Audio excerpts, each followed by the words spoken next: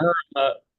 Oop, uh, Good afternoon, everybody. I'm Michael Darmer, the CEO of The Lonely Entrepreneur, and excited to be with you today for a little hour session together. And we're going to spin up a little presentation here on what we're doing right now, which is what they don't tell you about being CEO and how we master some of these things. So, the team is here, the team from Lonely Entrepreneur, Victoria, Dr. Samantha, Steve Skura. They'll be messaging with you throughout the webinar.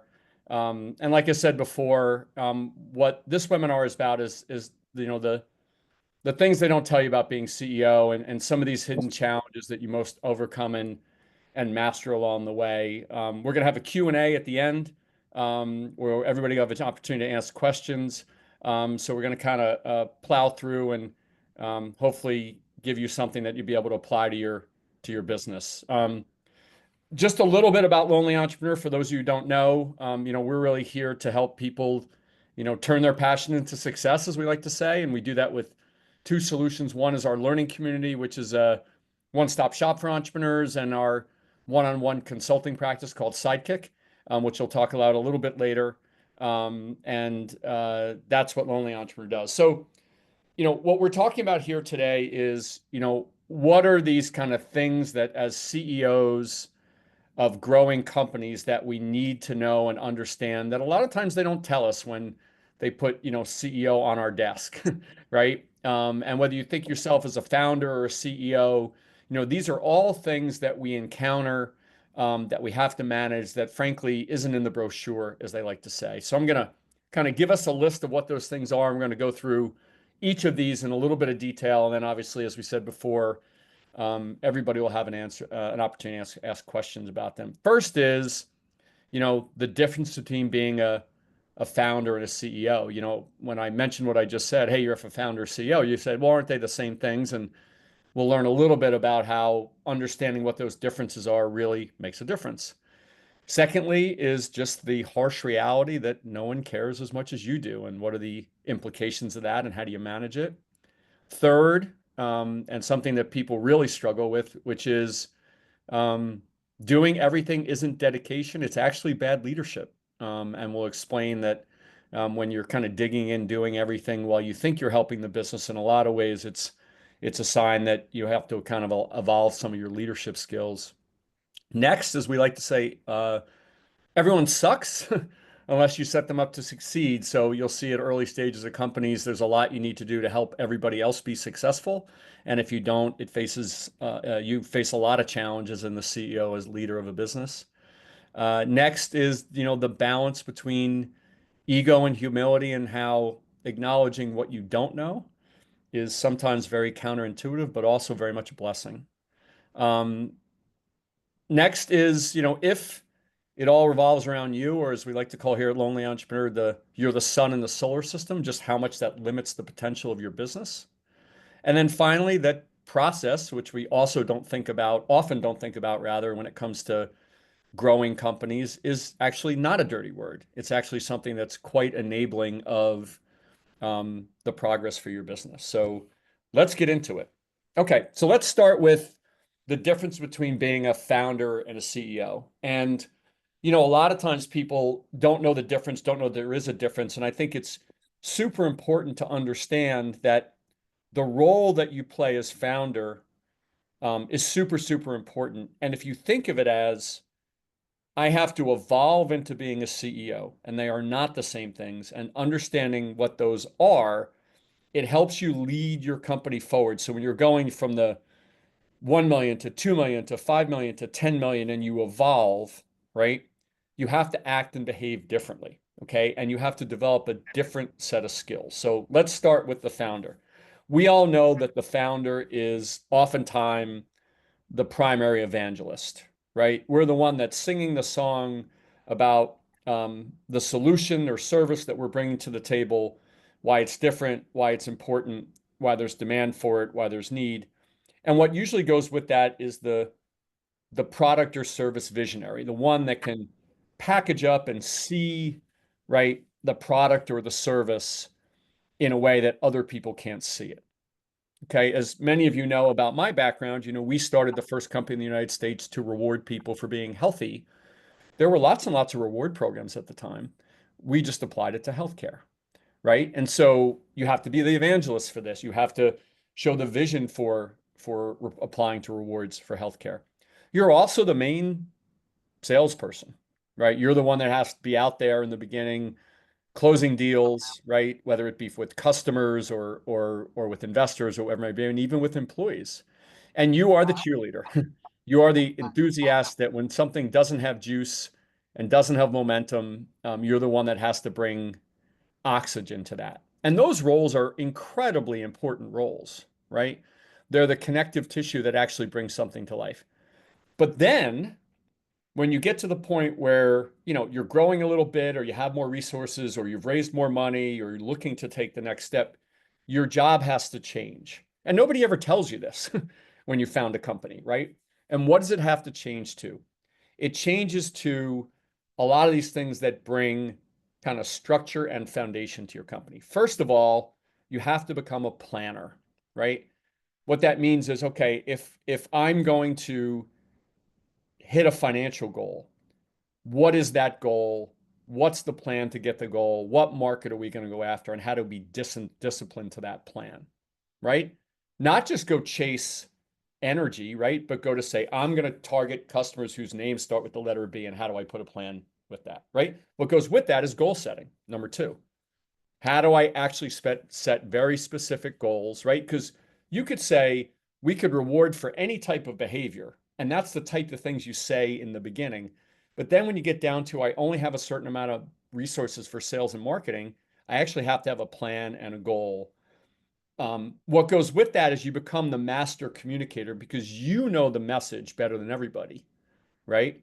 But if you can't get that message in the hands of other people, right, you're really limited. And we're going to talk about this in a little more detail later. And that's where you become this kind of master communicator and trainer. And what goes with that is a process champion. I mean, the way that an organization grows is by building process. How do you do things that, frankly, when you're a founder, it's in your head? How do we get those into normal structures, regular meetings, regular tools?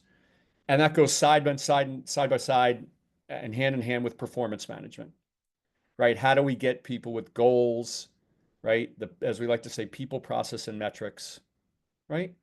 And then one of those most critical things you do is building the team, right? If you're digging into marketing too much, if you're digging into sales too much, right? If you're digging into technology too much, you probably don't have the right team.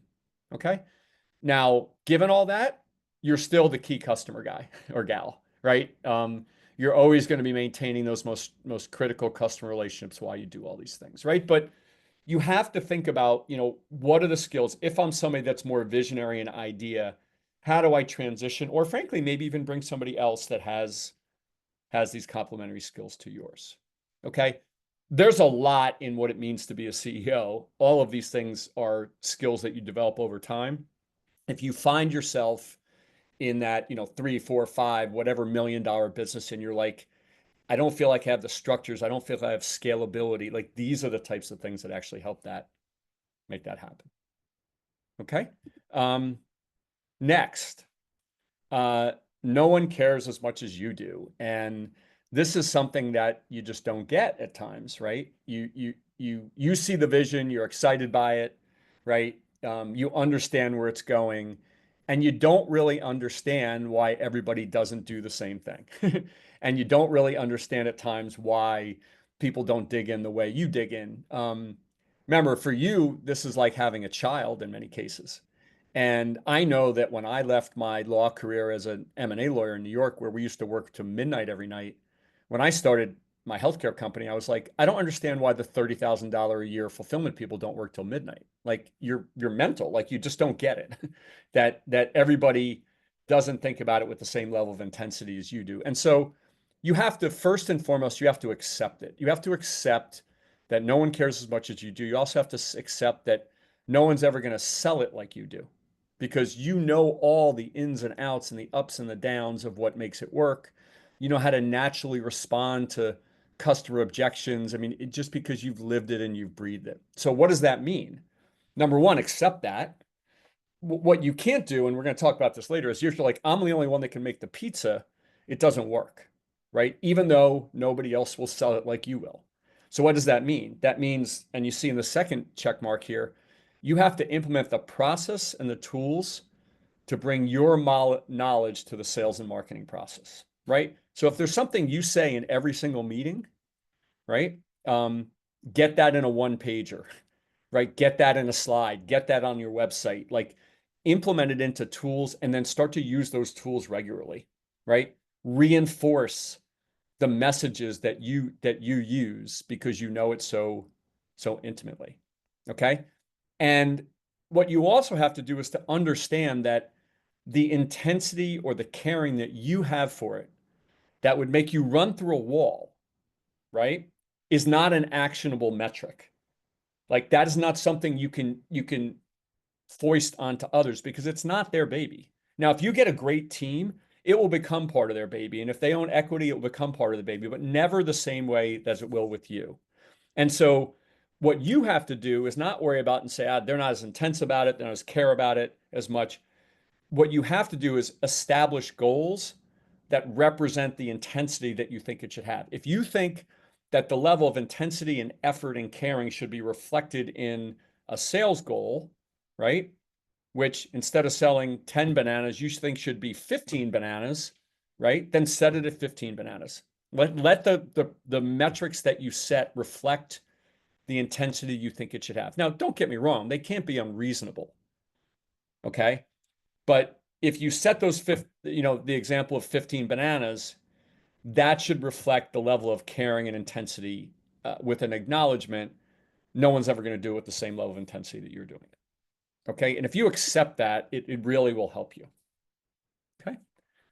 Next. And this is a really tough one. Doing everything isn't dedication, it's bad leadership. Every single one of us has been in those situations where you interact with a marketing leader or a marketing manager or a PR firm or a technology leader, whatever it may be, a salesperson, where they don't do something that you just know is naturally deficient. And instead of saying to yourself, I have the wrong person in that box, we go start to plug holes. And so now we're sitting in front of a dam and the dam plugs, there's one hole in the dam and we plug it with one finger, and then there's another hole and we plug it with another finger, and pretty soon we're using all our fingers. And then there's another hole and now we're using our toes, and there's another hole and we're using our tongue. And every day we're saying to ourselves, well, they can't do it as well as me anyway, right? So I'm just going to go dig in and plug. That is bad leadership. Okay. And we've all done it, right? And we say to ourselves, well, it's so hard to make changes. Like that is bad leadership. And the more you do that, the more debilitating it'll be. Okay. So a couple of tips around how to manage this. First of all, the types of people that are ultimately going to help your company grow are not just doers, they are owners. Okay. When you're doing a lot yourself, just having a doer, just somebody that does stuff, right? And maybe even does it well, is a great relief. But what you're really looking for is owners. What does owners mean? Owners mean people that can take a goal and then drive everything that needs to be done for that goal. They can hire people, they can train people, they can be strategic. They don't just do, right? And so if you said, hey, I want my daughter to have an average of 92, right? They could take everything. I'm going to hire tutors. I'm going to sit with her every night. I'm going to own that, and I'm going to be accountable for the goal. Those are owners, right? Doers might be, I signed her up for this, I signed her up for that, but I don't really know, what goals we're going to end up, right? So even though you may have to hire some doers along the way, where you really get growth and scale as a CEO is when you have owners. Secondly, every single person in your company, you should be saying to yourself, are they fives or sevens? And what do I mean by that? What I mean is if somebody is a seven, total package, attitude, aptitude, you can turn them into an 8 or a 9. If they are a 5, it is almost impossible to turn them into a 7. What's a 5? We know what a 5 is. I could ask every single one of you to evaluate all your people on your team. And this is not just your team, your vendors, whatever it may be, right? You have to get rid of your 5s, right? If you don't get rid of your 5s, you're literally like trying to drive a car with 3 tires. And so if you put better gas in the car, or you press the gas pedal heavier, it's not going to make any difference. Okay. And that's just another example of bad leadership. The other thing is what I just said makes no difference whether these are employees, 1099s, remote, part-time, full-time. The standards that you put in place for what behavior is and what goals are make no difference. I don't care that the world of work has changed or not changed, or people work from home or don't work from home. You have to set standards, right, about what you expect, right? And those standards should be met by everybody, regardless of where they are, how they are, and what type of resource they are. Okay. And what you have to realize is, and you hear this all the time from leaders of companies, I can't delegate. It has nothing to do with delegating. What it has to do with is you haven't put in place the people and the processes to enable somebody to take your pizza making skills, right, and do it with somebody else. It doesn't just happen on their own. And we're going to talk a little bit about that later. But the natural inclination to say I can't delegate is because no one does it as good as you. They never will, right? Because it's your baby. And so it has nothing to do with delegating. It has to do with implementing the stuff that actually helps them do it better. Okay. Next, everyone sucks unless you set them up to succeed. So what happens in an early stage or growing company?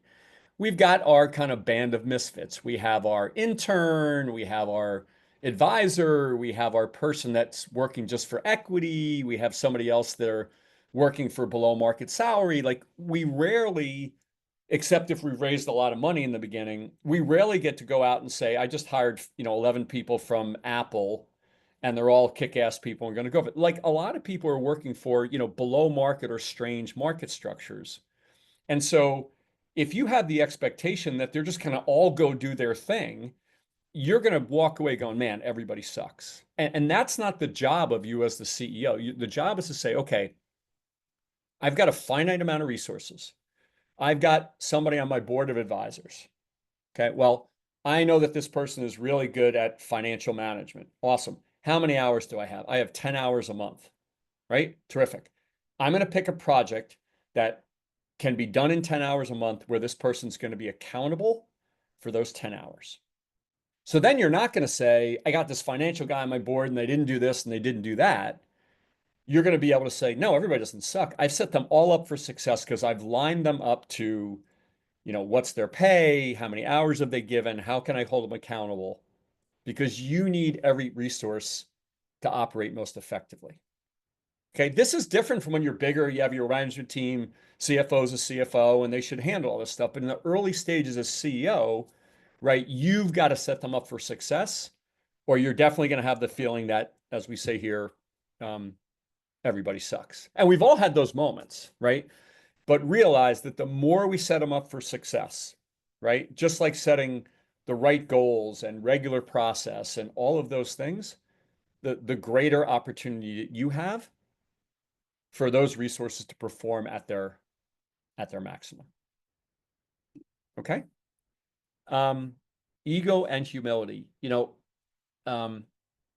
Anybody that's done something a little bit different has to have ego, right? I know that when we started, rewarding people for being healthy, when we walked into health plans and other healthcare companies, they said to us, we will never pay people to be healthy. Like, we will never do this. Not, we haven't heard of this before and all those things. They were like, we will literally never do this. And so it takes a healthy dose of ego to plow through that and to bring things to the table that haven't been heard from before. Like, hey, I'm going to go stay in a stranger's home and pay them for it when I go, to another city. You'd be like, what? Who's going to do that? Right. So it takes a healthy dose of ego to cut through conventional wisdom. In fact, some people say if you're doing an investor deck and somebody says, well, what's the size of the market? And there's already 10 Gartner reports on it, it's too late because the market is too formalized, right, to take advantage of it. There's too much competitors. It's when a market hasn't even been defined yet where the greatest opportunity is. Well, you're going to need ego to brace. What's your market size? 0. What was the market size the day before Airbnb? 0. Right. And so you have to have you have to have the healthy ego to do it, but that has to come with humility. I don't have to tell anybody here that all of us have gone through the journey of just how much you need to know as the leader of a company. I mean, is there anything that you do that implicates your personal, professional, financial, emotional, right? Like the list goes on and on and on. Your friendships, your right, your health. There's so much that goes into it. And you the more that you embrace that there's just a lot of stuff that you need to know, that lifts a weight of thinking that you have to know everything. And where that comes into play probably the most significantly is in the second bullet here, which is that there's a difference between the talent and having a business. And what I mean by the talent is you're a fashionista, you're a chef, you're a technologist, right? You're a doctor, you're somebody you're an artist, you have a talent, okay? And that is different from running a business. And if you have the humility to say, I know I need both and I'm not one of them, whichever one it is, you will realize that either you develop skills on your own or you bring in other people, right, that have experience running businesses. Okay. And this goes with this third bullet here, which is just understanding and being honest with yourself and with your teammates to understand what you're good at, what you're not good at, and also what you like and you don't like. You know, there are people that will sit around and bake cookies all night long and think it's fun. But if you ask them to do a spreadsheet, they'd rather jump off the building. Okay. Knowing what you're good at and what you like and what you don't like, right, really matters. So if you know, hey, listen, I know I need to know my numbers better, but I hate that stuff, then let's find somebody else to do it for you. And these are the types of things that they just don't tell us as CEOs. They're like, you got to learn that. And then people are sitting there watching YouTube trying to figure out what an income statement is. Okay. And those things can be incredibly debilitating to our energy, right? And what it actually takes to get from point A to point B. Okay. So really try to strike this balance between ego and humility. I didn't have any of this when I first started. I was an M&A lawyer and a college athlete, and I was like, go, go, go, go, go, go, go. And I just didn't realize that embracing what you didn't know, right? And not spending any time on that and just saying, okay, I didn't know this. Let's go. One of the best decisions I ever made is that we were going into healthcare, and I knew I didn't know anything about healthcare. And so the first thing I did was I didn't go learn healthcare. I just found healthcare people. Had I not done that, had I tried to figure it out on my own, right, which many times people do, it would have taken us years more, right, in the journey to do it. So embrace it, right? Embrace the humility that goes with that ego. And then at other times, you'll have to break out that ego because there will be a lot of people that'll tell you no. No one's ever going to stay in a stranger's home, right? And it's your ability to know when to break out the ego and know when to be humble, right? That oftentimes can carry you through different pieces of this. Okay. Next, you know, if the business all revolves around you, you're going to be limited. And, you know, we call this the solar system, right? You're the sun and all the planets revolve around you. And, you know, this is the example of so if you think about um, if you started a pizza stand, right? And you're like, I make every slice. If that was your local, you know, neighborhood pizza stand, that would be really, really cool and cute. If you're trying to turn that into a national pizza chain, nobody would ever invest in that, right? So you have to understand that no one does it as good as you. We talked about this before. No one cares as much as you. No one will do it as good as you. But there's somebody that runs IBM, right? Somebody has created this. My brother runs a property management business, and he always says, nobody manages property like me. And I'm sure many of you have said, nobody fill in the blank. Nobody makes cookies like me. Nobody talks to customers like me. Nobody knows my product. That is true. That is 100% true. They do not know it as much as you. But that's not the job. The job is how do you get from where the solar system model, which will burn out, right? Because you can't make every slice. Okay. How do you get this to the point where the business doesn't revolve all around you? And that's where you get into these things like these last two bullets here. One, you hire people that own things, you build process, right, to manage and measure and teach, and you develop metrics that show, right, what's right or wrong. And don't miss what I said about teaching. One of the things about taking your knowledge of making pizza and getting it to others is it doesn't happen by osmosis. It happens by creating tools, creating one pagers, creating processes, but also the teaching and coaching you do happens in regular, consistent meetings, right? If you have a sales meeting every week, right? And in every week, in every meeting rather, you're reinforcing the same things that you might say to a customer during a sales cycle, right?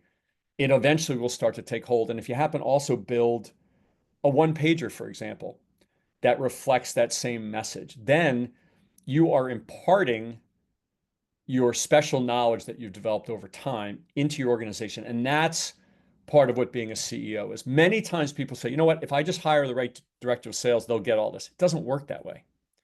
When you bring in people to make them successful, right, to make it so it doesn't all revolve around you, it's super important to implement regular process and to develop tools where you can reinforce this. The proverbial, I'm going to go into the lunchroom and tell somebody something, and that automatically is going to go by osmosis into every sales meeting. It's not the way it happens. And we get frustrated when it doesn't happen, right? What you have to do is say, great, people don't do it as well as I do.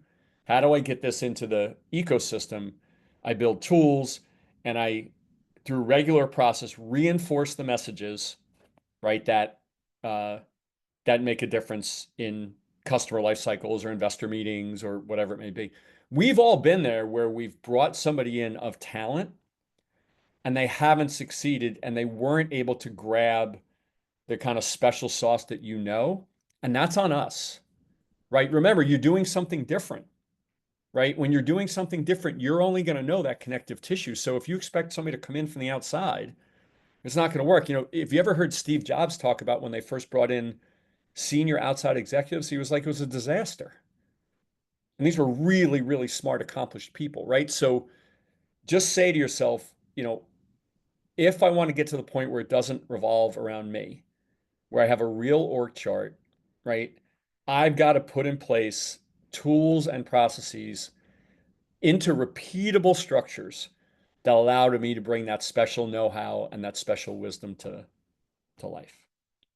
Okay? Really, really hard thing to do, but something that you have to really embrace. Okay? And finally, process is not a dirty word. You know, you've probably heard um, in a theme of a lot of these that I'm talking about, right? That process and repeatability becomes an enabler, right? It's what enables you to do things consistently and repeatable.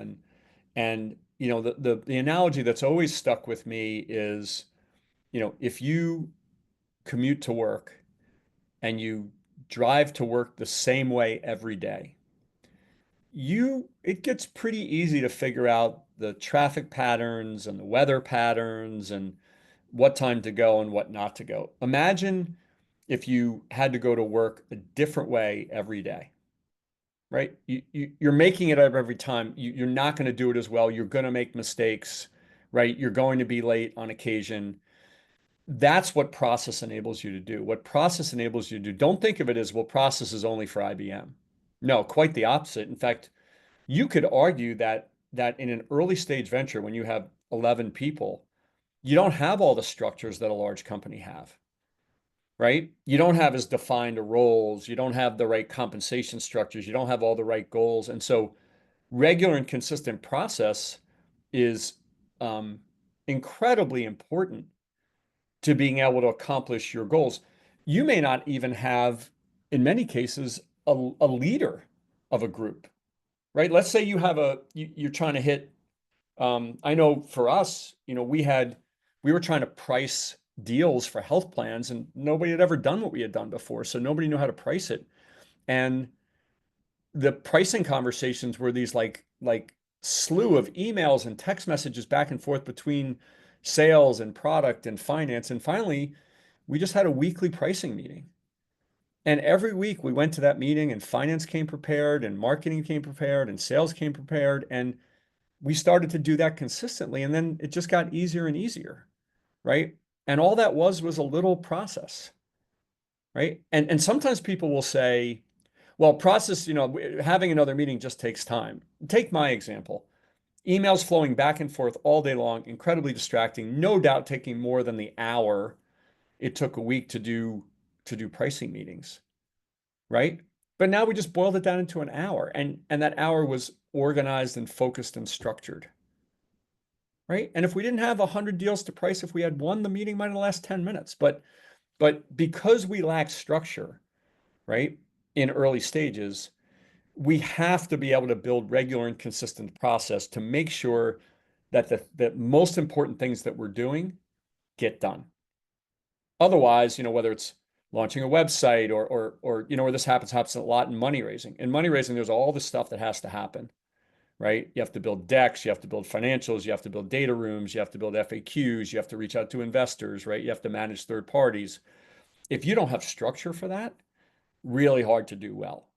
Okay, so what process does is it enables discipline and focus on the stuff that really matters. Think about, use something like, I don't know, hiring a PR firm, right?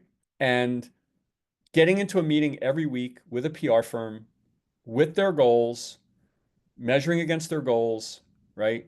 Organized reporting each week on the same stuff, and then adding to that the creative things and other things that are going on. When you get that in place across your organization, it becomes enabling, just like driving to work the same way every day. Every week, you're going to show up, talk about the same things.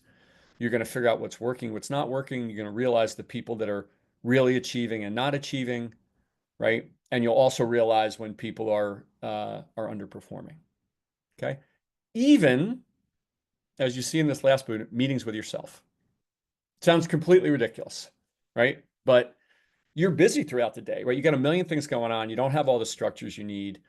If you feel like you have to spend an hour a day doing prospecting, as an example, right? Calling on new customers, put it in your calendar.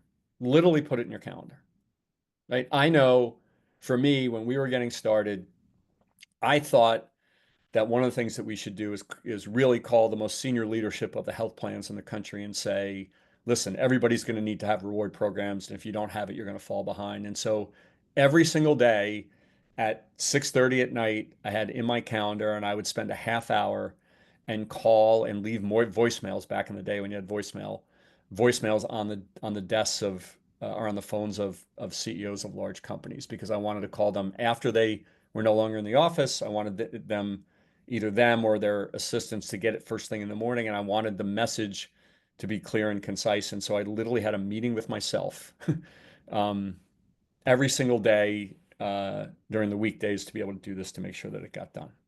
Okay. When you don't have all the people, right, which you may not have in the beginning, use process, get regular, consistent process internally, externally. When you manage offshore vendors, get regular process, right? When you manage part-time workers or remote workers, get regular process. Like all of this regular, consistent, repeatable things. And if you add specific goals to that, like what is everybody responsible for into that process, you're starting to get a lot closer to performance management. Okay. Um, there are books and books and books and books, everybody, on how to be a CEO. And one of the things, the reason why we did this webinar is there's so many people that said, I didn't realize. And many of those people that said I didn't realize actually came from being executives in large companies, right? They went from running a division, then they got out to be CEO, and they said, I didn't realize this. I didn't realize there was all these things to it. And these are the things that are not on the CEO brochure, right? These kind of connective tissue things that we struggle with every single day. And so hopefully, some of the tools and techniques and perspectives about, what we have in here can help you in your individual businesses. Okay. We are going to, everybody's going to be able to get a copy of this webinar. Everybody that attends this webinar is going to get some special offers that I'm going to share with you right now. And then we're going to spend the last, 15, 20 minutes of this asking all your individual questions. So I'm not going to spend too much time on this, but as many of you know, The Lonely Entrepreneur is really trying to help people turn their passion into success. And we do that with two different solutions. One is our learning community, which was really designed to answer the question, why isn't there a one-stop shop for entrepreneurs? And so that's a subscription-based platform with 2,000 learning modules and unlimited coaching and a place to get your questions answered and a community of fellow entrepreneurs. And that costs $999 a year. And then we have our sidekick consulting, which is we all need a sidekick, a right hand man or woman. And that sidekick is one-on-one coaching and consulting, starts at $5,000 and goes up to $50,000. And we've got a couple of special offers for everybody that attends. For our learning community, instead of paying $999 a year for everything you get with the learning community, uh, uh, anybody that acts within 24 hours and schedules a demo with us can get that for $799 a year. And then for our sidekick one-on-one consulting practice, anybody that schedules a call in the next 24 hours gets 20% off that 5,000 to 50,000. And now the fun part is your questions. So happy to answer anything that comes to mind.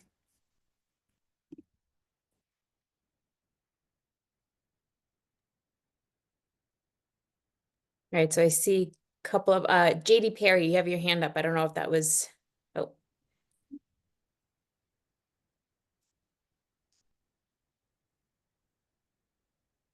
JD. Cameron, welcome back.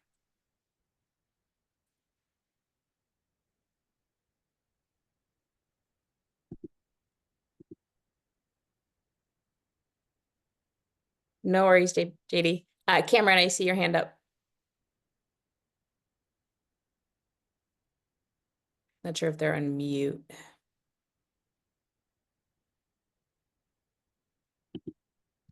Um,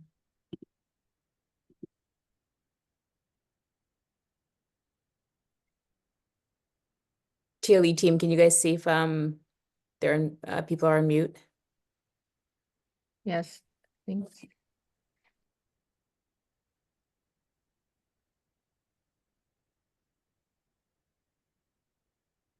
Let's see.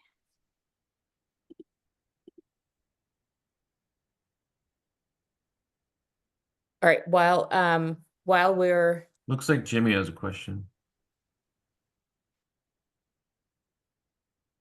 all right, so here we go.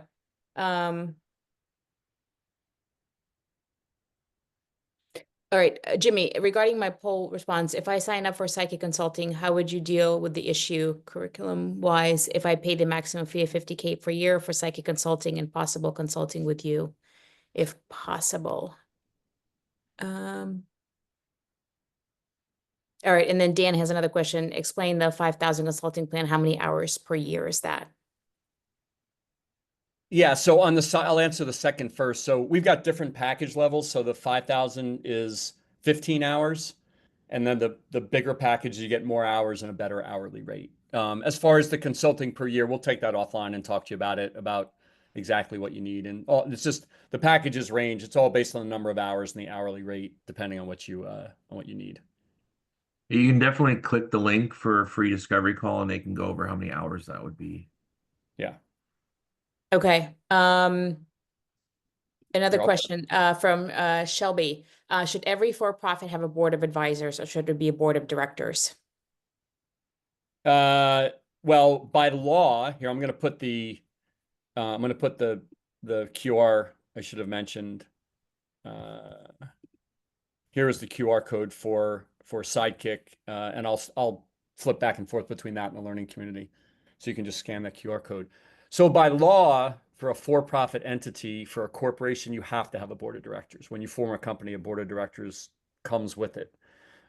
With an LLC, you don't really have a board of directors, but certainly with a C Corp that you do. Board of advisors are completely optional. Like those are not legally dictated boards. Should you have one? Sure. I mean, if you're fortunate enough to be able to put together a board of advisors that will guide you, but board of advisors have no formal legal authority. But board of directors do. in a C corporation. The board of directors are actually the ones that elect the officers and do a whole bunch of other things. In an LLC, there's no such thing as a board of directors. It's you literally have your managers and executives, so it just works a little bit differently. Great, thank you. A couple more questions coming in. We're going to do Dan Mendelson and then we'll do Mitch. Dan is asking, Michael, how do we get someone to consult with us that is as lucid and coherent as you are? It's not a hard thing to accomplish. So just reach out to our team and we'll make sure you get some good resources. Okay, and then can you Thank you, talk though. about the roadmap and milestones to coaching at Sidekick? Yeah, so when we developed Sidekick, we really asked ourselves, what do founders and CEOs need in their journey? And I know the thing that used to bother me the most about consultants was that, they could do one thing, or you created an SOW and say, we're going to do finance stuff or sales stuff. And we really wanted to be a little bit like the blank in the Scrabble game. We think the journey of founders and CEOs, just like the journey that we went through, is you have different things going on all the time, right? And you have sales, marketing, finance, ops. And so the roadmap is tailored to the specific need. And then, so for example, you might say, go to market is the most important thing, or financial management, or raising money. And so that dictates the roadmap. But we also, the way Sidekick has also been developed because it's ad hoc, right? Meaning that there are times we're just having a bad Thursday, right? Or there's times where you're about to make a bad decision, or your times where you feel like in over your head, and you just have somebody you can turn to that's kind of been there, done that, and can share some of that insight with you. Great. Thank you. All right. Another one from Clay. A few slides back, Michael mentioned either being geared towards being a business leader or a blank, something like a doer. What was that? I think it was about the being an owner versus. Yeah, great question, Clay. When we're working so much and so much falls on us as we start to grow and evolve, and we start to bring on other resources, we had tendency to get people that do stuff, right? Because it takes stuff off our plate. And a lot of times we think that's fine, right? And sometimes along the way that it's fine, and sometimes along the way that's all we can afford. But when you really start to grow and scale is when you don't just get people that do stuff, you get people that own stuff, right? So take somebody that manages clients. You could get somebody that could make sure clients have reports and make sure that clients are well served, but could they really own client satisfaction? Could they make sure that the client gets everything they need and is happy, right? So you, even though you may not be able to do it right away, ultimately when you scale, you get owners in your org chart that own the goals, right? And then execute everything below them, not just people that do things in marketing or do things in sales or do things in any particular discipline. Great. And a follow-up question from Clay. I've set up a team, so I'm not doing everything. Some people are doing functions that I haven't touched in years, but there are still so many details that are only in my head or fairly advanced skills that only I possess. Going that final mile to replace myself would be pretty expensive and specialized. What can you say about navigating that? Or another way to ask is, what is the first big step to breaking the solar system model if nobody does it as good as me? Yeah, it's process and tools, right? So it's what tools can you create that have those things that are in your head in them, right? So those are, one pagers and PowerPoint slides and things you say on your website and all those types of things. And then the other is process, meaning regular, consistent meetings where you're reinforcing those things, right? So let's say it's something you would say during a sales process, right?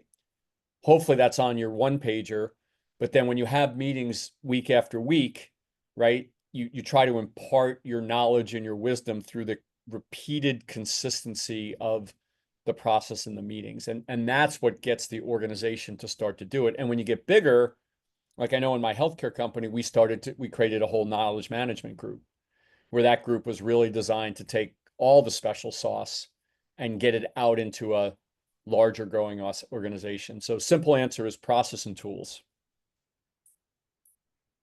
Great. Thank you. Yvette had a couple of really good questions. If no one knows who I am, how do I attract clients without spending too much money on ads? And how do I attract customers when I'm new to an area? Yeah, the universal, problem of, existing in a hyper competitive world. I think most importantly of that is the whole idea of defining yourself differently, of as we like to say, finding your playground where nobody else is playing, right? Like, um, we all use the same tools, right? We all use digital marketing, we all use social, right? We all use SEO, we all use email marketing. So why is it that one business would stand out from another? Even to the point where, like, I'm sure you guys have all seen it in digital marketing, they will say, well, if you just personalize your email. So if I call you a vet in an email, does that somehow magically make you go, oh, they knew my name was a vet? No, of course not, right? So it's not the mediums, right? We're all using the same mediums. It's, are we defining ourselves in a way where, everybody else is selling apples and we're selling oranges? And that's not so easy to find or to define, but you have to kind of search for that. We use the example of the one of our favorites, the massage therapist in Milwaukee, where it was really struggling. Like you said, Yvette, nobody really knew him. There were thousands of massage therapists in Milwaukee, and we just asked some questions about him, and it turns out that he did a whole bunch of jujitsu when he was a kid, and he made this off the cuff comment of, um, I actually integrate jujitsu into my practice. And we said, okay, how many massage therapists in Milwaukee? 1,000. How many that integrate jujitsu? One. Right. So all of a sudden, right, he became an N of one in a highly competitive market. So it's much more about that definition, so that when somebody comes upon you, you're able to stand out in their mind, as opposed to, there's a reason why Facebook ads perform at 1%, right? It's the modern day direct mail, right? Direct mail, 1% of the people open their mailbox, right? I'm dating myself, and then now Facebook, it's 1%. Who would brag about 1%, right? It's just such a cluttered world. So it's a lot of ways the way you define yourself. And then you have to integrate that into all of your channels. So when people interact with you, they go, oh, that's a different mousetrap. Thank you. Great, great questions. All right, another really good one. When scaling up a unique product offering, how do you promote, get interest, investors, etc., without risking your idea being taken by someone who may have the capital to start on a large scale? Yes. Great question. First of all, you do some legal mumbo jumbo, but it really doesn't matter, right? You sign NDAs, yes, you do those things. If somebody has enough capital, it doesn't really matter, right? So you do try to take those things. I think the most important thing that you do is you have to alert them to the fact that you know so much more about it than they do, that they can take it, but they're going to F it up, right? Because they just don't know what you know. They just have, because the same thing happened with us. We were rewarding people for being healthy. There were reward programs out there, right? But we had studied it for a year and we had thought a lot more about it than they had ever thought about it. And so we used to give them examples of things they just wouldn't know, right? And wouldn't know how to do and would invest a certain way. And so you have to share it with them, but you also have to make them understand that it is just so much better to do it with you than to do it on their own, because they're going to make big financial mistakes because they just don't know what you know. And don't get me wrong, I'm being very nonchalant about that. That's super easy, right? You have to make them understand that it's not just the product or service. It's the intellectual capital that will take them a long, long time to figure out. And you have to be able to package up and tell that story. Yeah, it's your know-how, right? Know-how, The intellectual. legal mumbo jumbo doesn't, if Walmart wants to do something, there's not a lot you're going to be able to do because you have a piece of paper that says this is confidential information. Yeah, very true. All right, another question came in. When you're scaling as a CEO, everything becomes urgent. How do you actually decide what is and what isn't?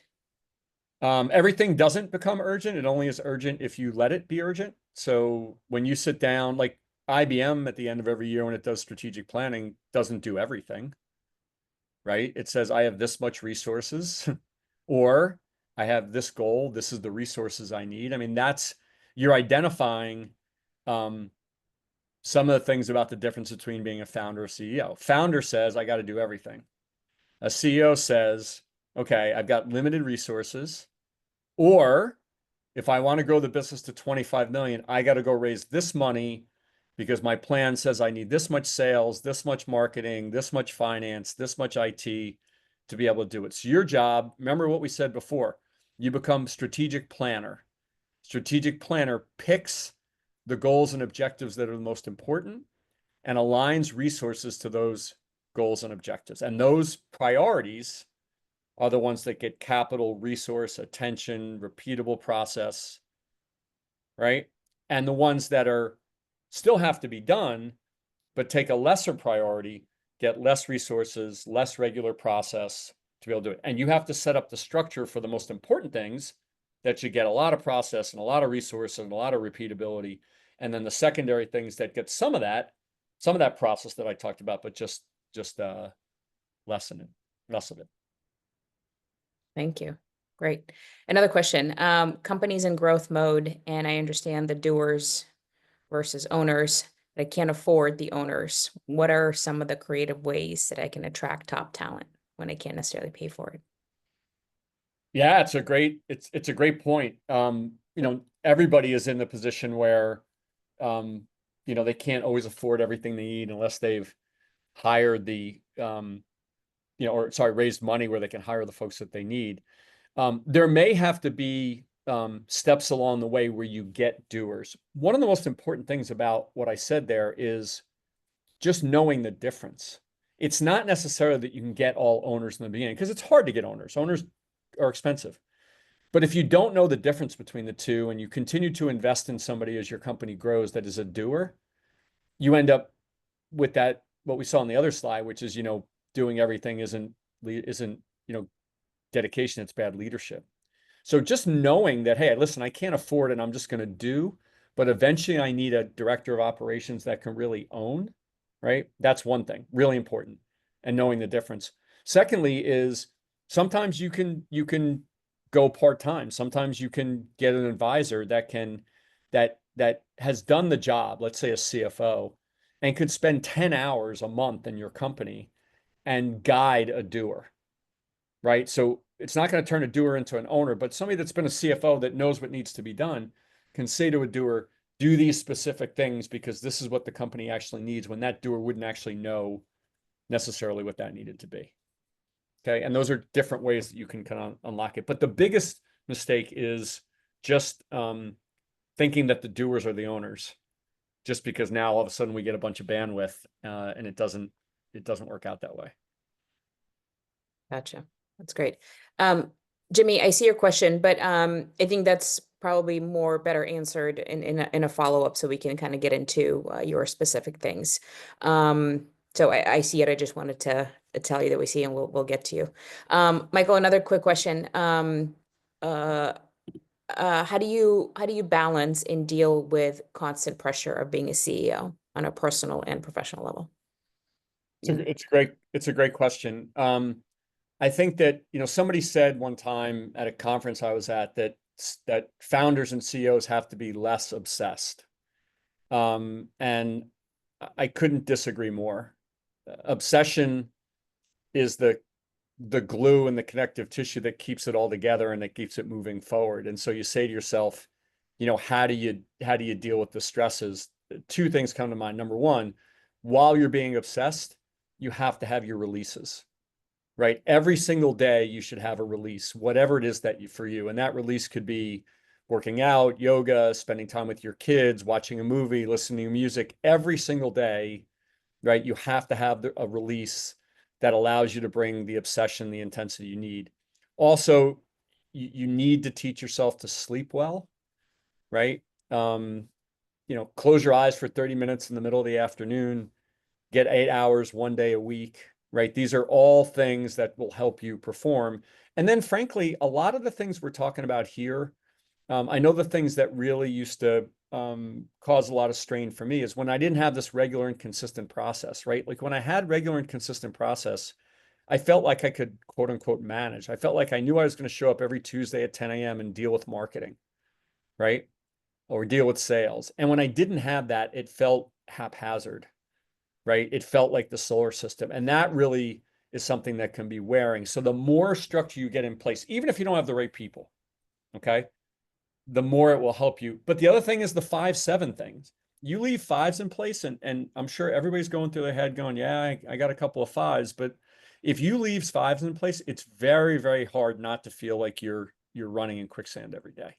And these are all things that take away our ability to perform well and take away our ability to, as we like to say, turn your passion into success.